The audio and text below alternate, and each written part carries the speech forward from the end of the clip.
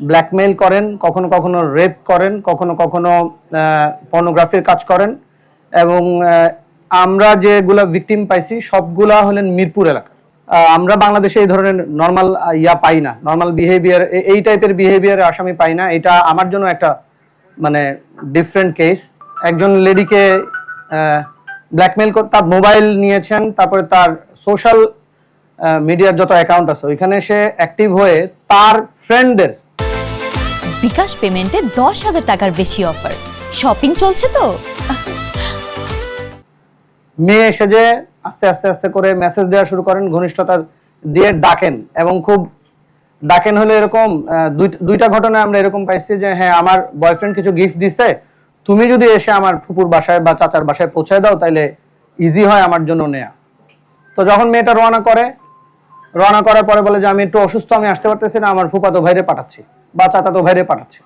পাঠানোর পরে ওইখান থেকে সে যতগুলা ভিকটিম আমরা পাইছি এগুলো সে ইউজ করছে হলো মেট্রো স্টেশন অথবা সচিবালয়ের যে মেট্রো স্টেশনের নিচটা, ওই জায়গায় আসে, এসে কখনো ডিরেকশন দেয়, কখনো নিজেই সিএনজিতে উঠে ফুফাতো ভাই বা চাচাতো ভাই হিসেবে উঠে নিয়ে যায় হলো যাত্রাবাড়ির দুনিয়া কলেজের এখানে। আমরা দুইটা স্পট পাইছি, দুইটা বাসায়। তারপর মেয়েদের নিয়ে গিয়ে ওইখানে ব্ল্যাকমেইল করে, মোবাইল কেড়ে নেয়, এবং এই মোবাইল কাড়ার ফলে মোবাইল বিক্রি করার আগে তার সোশ্যাল মিডিয়ার অ্যাকাউন্টের যতগুলা আছে অ্যাকাউন্ট সে নিজের করে নেয়। তারপরে আবার ওইখান থেকে আরেক মেয়ের সাথে শুরু করে।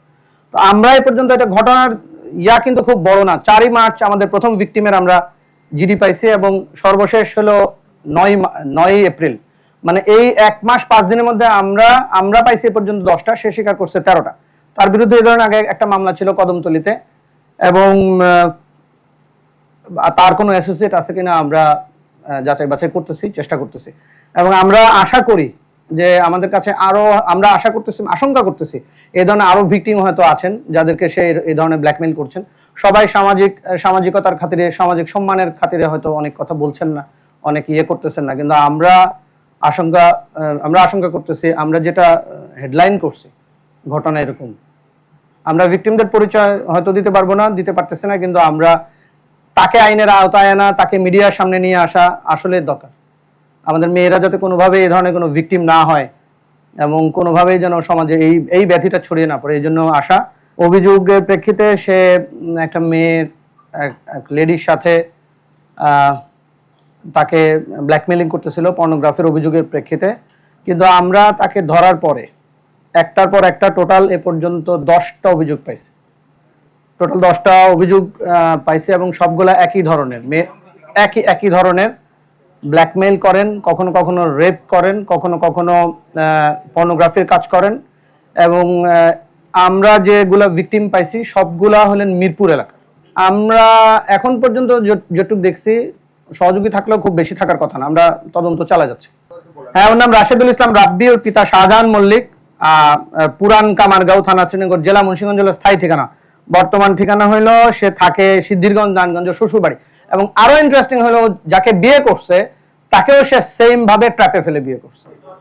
এবং আমরা তো শুধু এটা বললাম যে গত 1.5 মাসের কাহিনী বললাম, আমরা দেখি আরো ভিতরে আরো ইনভেস্টিগেশন করে আরো কিছু পাওয়া যায় কিনা। আমাদের মনের মধ্যে ভয় আছে যে আরো পাবো। আচ্ছা, 3টা তো মামলা হয়েছে অলরেডি, 3টা মামলা হয়েছে, আরো 4টা জিডি আমাদের কাছে আছে, মিরপুর থানায় আছে আরো। তো সবগুলাই আসে অভিযোগ। এবং এখানে একটা ইন্টারেস্টিং, আমরা তো মোবাইলে যখন দেখি যোগাযোগ কার সাথে হয়েছে, যখনই যোগাযোগ করতে যাই তখন যার সাথে যোগাযোগ হয় সেই বলে আমি ভিকটিম।